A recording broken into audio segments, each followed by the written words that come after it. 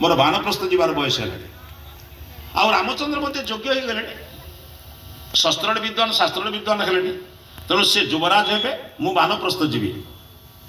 आपण व्यवस्था करूँ संगे संगे कहले वशिष्ठ कहले राजन आपण कहीदेले हम ना या किसी प्रक्रिया अच्छी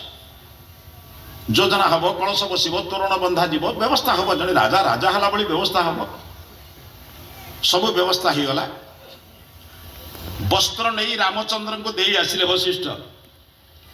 काली सकाळे यही वस्त्र पिंधि यज्ञ मंडप को जीव तुम अभिषेक हम उत्तराधिकारी चयन हम अर्थ बापा ठारू मुकुट पुओ को मुंडरे दिज्व ताको आपण हिंदी भाषा रे पगड़ी की रसम कह आपण माने समस्त जड़े देले चारिआडे प्रचार हो गला राजा रामचंद्र आसंता काली राजा हेबे प्रत्येक घर आगे कलश बसी दुआर दुआर मुहरे समस्ते बर्तमान फूलर पकई समस्ते मुर्ज पकई तोरण भी बहुत होती किंतु आपण माने समस्ते जानती राति रे सब व्यवस्था बिगड़ी गला राति रे राजा दशरथ को माँ कैकेयी डाकिले तीन जन तांकर पत्नी तीन हूँ अंतपुर कौशल्या कैकेयी सुमित्रा अंतपुर को डाकिले कैकेयी पूर्व देइथिबा वर दुईटी मागिले आपण एबो जानते मु खाली मने पके दूची जेते चेष्टा कले दशरथ वाल्मीकि रामायण लिखाई हस्तपाद धरिबा पर्यंत जाइछन्ति किंतु कौन सी बाटे कैकेयी राजी हेले नहीं रामचंद्र बण को जीवे 14 वर्ष बण को जीवे भरत राजा जो बापा गुरु को डाकी कही वस्त्र नहीं दे आसब से बापा गुरु को डाकी कहले प्रिय पुत्र को बण को जीवा कहवा मो द्वारा संभव नुहे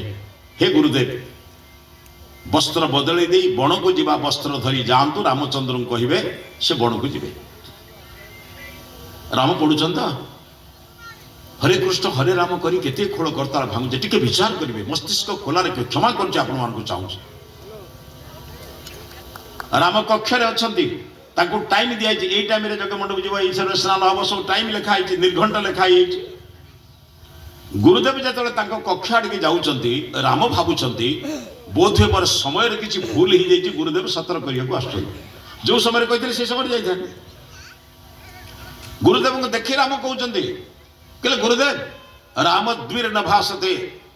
राम के समय अपचय करे ना केवल दुई थर भावे ना आप जहाँ कहते ताहा भावी ताहा ही कर आज्ञा शिष्य भी गोटे हूँ पुत्र सहित समान नुहे आज्ञा वशिष्ठ निजर शिष्य को आउ 14 वर्ष देखिपारे नहीं भितर भी कोह सृष्टि हो दुख सृष्टि हो कांदिवा भली मुल्ट हो गला चिंता कर खाली कहले राम माने श्रद्धार सहित शिष्य को डाक राम बापा को आदेश बदली जाइए चिंता कर कि कहना कौन कहले बापा को आदेश बदली जाइए शुणी सारा राम कौन कहले पढ़ते वाल्मीकि रामायण कहले गुरुदेव बापा का आदेश बदली आप क्षीण कंठरे माने अश्रुपूरित कंठरे एमती भाव कहते कहीं बापा जदि कहे मु पर्वतर शिखर लंफ प्रदान करि बापा जदि कहे हलाहल विषपान करि बापा जदि कहे जलुवा अग्नि भितर प्रवेश करि बापा जदि कहे मस्तक छेदन करी चरण तले दे पारि जदि बापा आदेश देवे आज पचारे आपण मान रामचंद्र ना आम कीर्तन करुचु आदर्श को कर्तन करूना तो आज पचार निजर पिला को आपण गोटे आदेश देले संगे संगे पिला मानुची ना जुक्ति करुची आया चिंता करंतु कहीं आम रामचंद्र का आदर्श आम घरे प्रचार ना आम घरे आलोचना नहीं आम कीर्तन कलु आदर्श को कर्तन कलु राम संगे संगे कहले गुरुदेव आपण बापा आदेश के क्षीण स्वर कह आवश्यकता ना किंतु कौन करेंगे आदेश तो दब कह पड़ो ना कहले राम बापा आदेश हो तुमको बण को जीवा पड़ो आगे विश्वास आप जहाँ रामायण लिखाई मुझे कहूँ नारद को पचारे वाल्मीकि नारद वाल्मीकि को पचारे